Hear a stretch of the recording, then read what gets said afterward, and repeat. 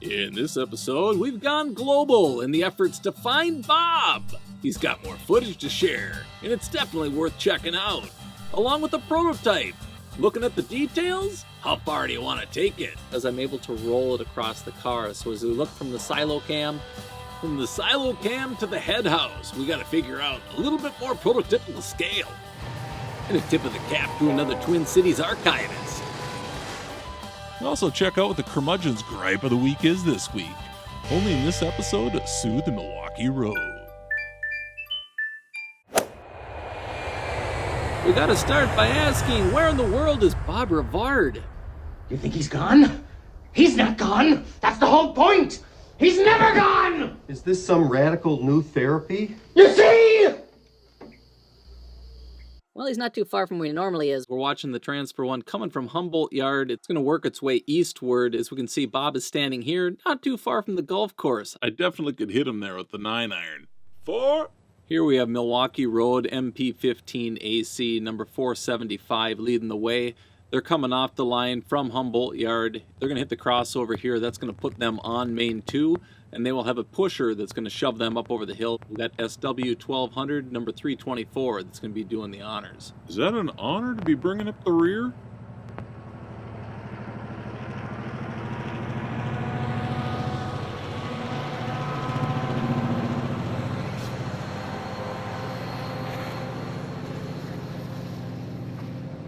I'm not sure if you caught it as it rolled by, but number 475 still had the Milwaukee Road billboard lettering on the long hood.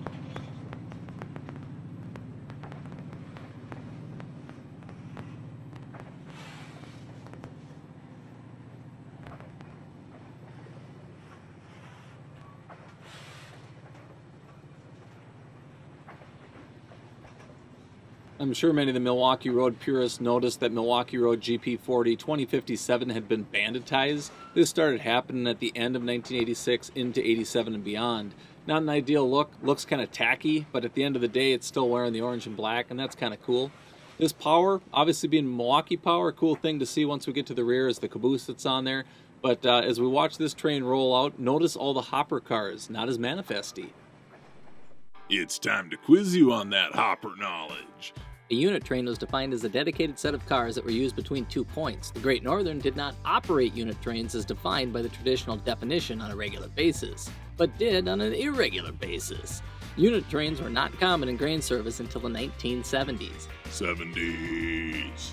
Do you know the cubic car capacities of these GN Big Sky Blue hoppers? Was it A, 4427, B, 4740, C, 4750, or D, 4780?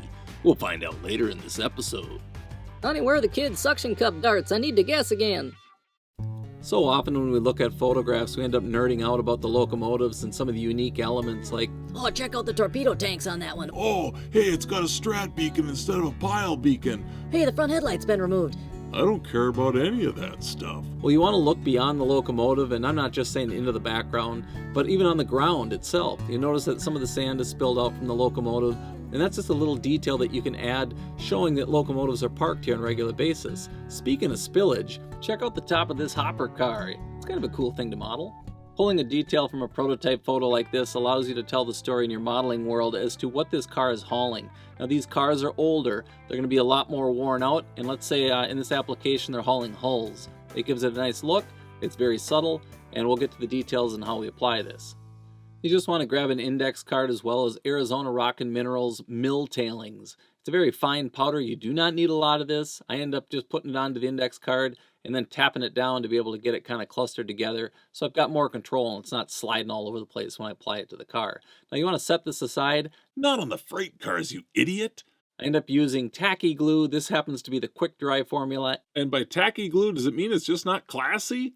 Well, any white glue for that matter will probably work, but I like the tacky glue as a product. I'm using a needle here or a pin to be able to apply the glue. You can use a toothpick or anything just to be able to apply it to the car. I like a round utensil just because I'm able to roll it across the car. So as we look from the silo cam, you can see here I'm rolling it onto the car. Now why do I do that? Because I want to kind of create just a pattern that's a little less controlled, if you will. You can blob it on just right out of the bottle too, I suppose, but This has given us just a little bit more of a organic look. Now I am using the mill tailings, just tapping the card to let the stuff slide down on. I don't want to just dump it all on because I don't want to waste a ton of this. Probably got more than enough to last about 500 cars in a fleet. At the end of the day, this is kind of the effect that we're getting towards. I'm not going to just leave it scattered on here. I am going to make sure it's sitting down into the glue and I break up some of those larger chunks as they cluster together. You can either knock it down with the needle or a pin or a toothpick or any sort of object. I use my finger as well to kind of mash it down. You like Peter, Paul, and Mary? Then I try to blow or puff off the excess that's on the car. Yes, I do. Big fan. The magic As you can see, that's a fairly simple technique to achieve the look that we're kind of going for. We can obviously add more or less, but look to the prototype. That's where all the information is. Now this car was built in 1967 or 68, a Great Northern Hopper, and this car has actually gotten this dirtier look because of that spillage from the roof. I ended up picking up this particular slide just because of the actual look of the roof. You can see the dirtiness that's on the edge, not so much the chip paint, but the dirtiness on the edge is kind of that worn out or dirty hull or over spillage that was from the car when it was loaded. Whatever may be on your freight cars, it's always important to kind of look into the foreground, into the distance, and sometimes just right on the ground for some of that sand. Those details go a long way and they tell the story of the actual prototype. Are you a pothead, Fokker? Rail fanning with Rivard to go. We have the MP15, the GP40, and now one of the bay window cabooses that completes the trifecta of Milwaukee Road. Number 324 is shoving up the hill here. They'll cut off at Benjamin. This locomotive was built in 1954. It's definitely cool to see some of the older locomotives still doing work on the line. And of course, once the gates rise, I always check out the vehicles that are crossing the road. Check out the old MTC bus. The archetypal ops, attempting to emulate the prototype.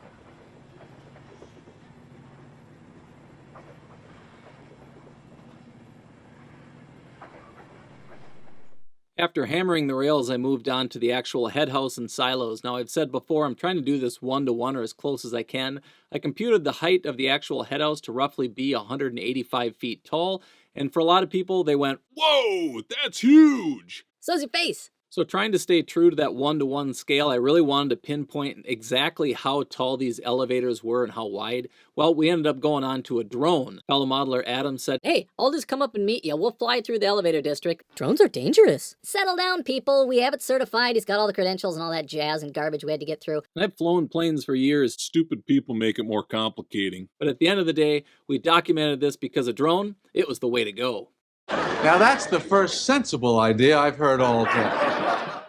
Here Adam and I are post-flight. As you can see, we're still smiling, didn't get arrested, and obviously we got the footage we wanted. Let's hypothetically hop in our cars, head over, and show you the footage. To the Idiot-mobile.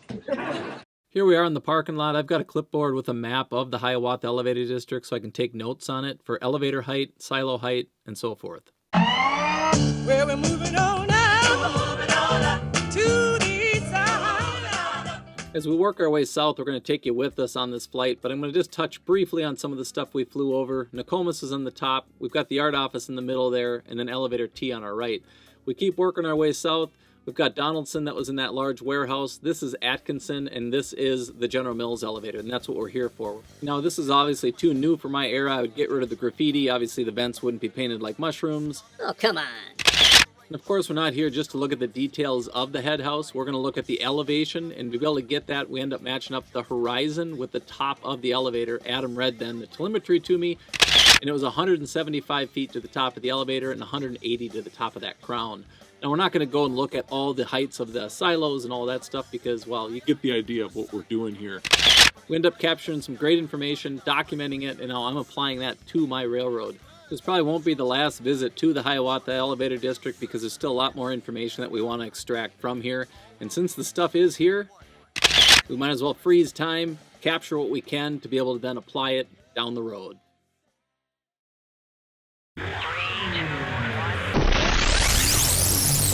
Well, we couldn't leave you dangling like a dingleberry. We might as well give you some of the numbers that we end up crunching. When looking at the head house itself, was 175 feet tall, 180 to the top of the top. In comparison to a 95-foot tall Walthers, I definitely think we're scaling this thing up. Now, I started the mock-up process by using a piece of styrene that came off the bottom of the shipping container that our new washer came in. Not a bad use of material. It may end up being the permanent. Well, we'll see. Temporary ends up being permanent a lot of times. Here's our direct comparison for silo height as well as head house height to the Walthers kit. Now I'm going to do some tweaking and adjusting to the silos themselves. The ones on the left actually prototypically measure out at 70 feet. They're going to be 82 feet to the top of the conveyor shed. The ones that are on the right-hand side in the concrete color, those ones measure out to 80 prototypical feet and 95 feet to the top of their conveyor shed. As you can see, the conveyor shed's a little funky, but we're going to get this stuff all dialed in. Thanks to this drone footage and Adam for going out here to be able to capture some of this stuff. This definitely makes the modeling a little bit more fun and definitely cool to check out.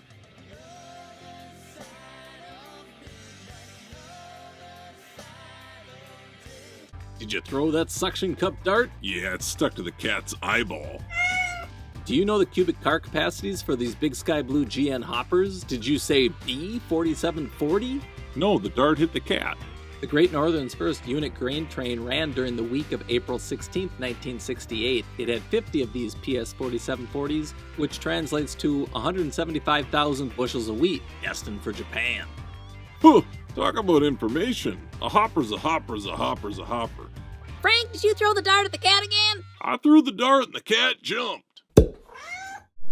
Well, where there's smoke, there's fire. Check out how the crew handles this little ditty. CTC dispatcher, over. CTC dispatcher, over. We got a fire going here on Central Avenue, just east of Central. 2 tires on one. South side or north side? South side. If the section's around him, come out and put it out. Easy. That'll do, I'm on.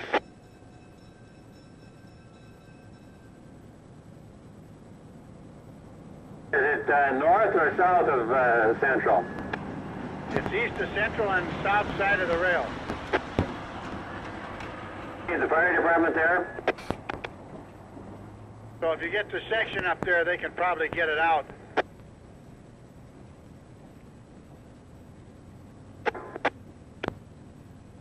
Get your broom out. Pick them up, about 5 tires. Get you to come up. Artist behind the lens.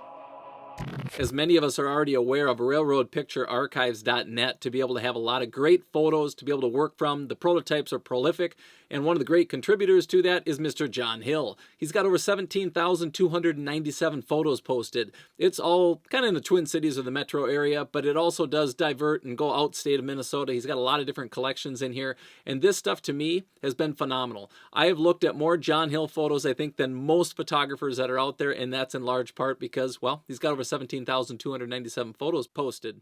As you look here, you can scroll through all the different areas. I do arc back and look into the 80s. He does have a 1980s to 1999 album. I do go in here and I look through, and I'm looking obviously for my 1985 era, finding photos that are close to the prototype. John did a great job documenting detail. This happens to be one of the Herbie graffitis. It's kind of cool to be able to see some of that stuff, but this is helping us get better as modelers. Now, John has provided so many great photos over the years. I think we all should be grateful for those guys that are putting this content out there because it is what helps us as modelers. But at the same time, we do want to remember John Hill that we lost just this last month. He is a phenomenal guy. He provided so much content and information to the hobby, so we can't forget John without taking a little tribute to some of the shots that he took back in the day. We'll miss you, John.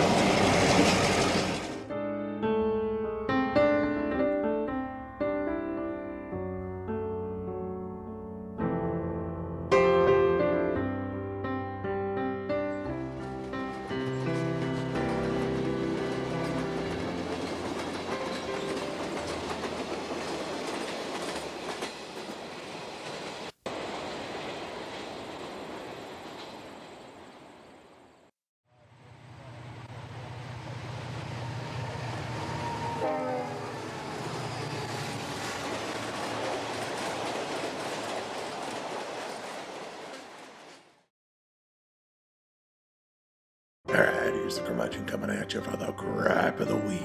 The gripe of the week this week is a little bit more low-key. I'm telling you right now, it's more about you guys. Make sure you take care of one another, because the curmudgeon can't lose another. At the end of the day, it ain't about politics, it ain't about the football team we cheer for. It's the Packers or the Vikings, but we know which one you should be pulling for, and don't say Packers, and don't say Vikings, oh. Don't lose your mind. Because what we really want to do is make sure we don't lose each other. And at the end of the day, take care of one another. Because if you don't, that's the curmudgeon's gripe of the week. Don't say Packers and don't say Vikings. Oh.